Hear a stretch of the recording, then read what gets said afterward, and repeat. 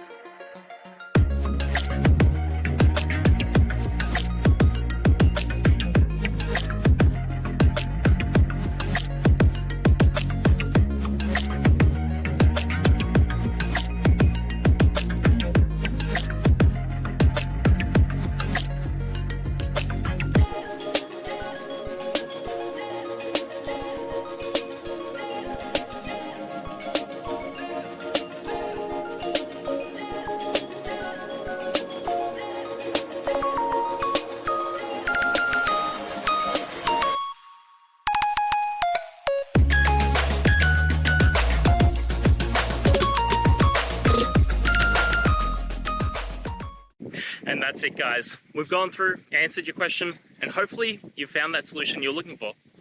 Guys, if you did, please hit subscribe. I'd really appreciate it. And until next time, you need technical help, I'll see ya. Have a good one.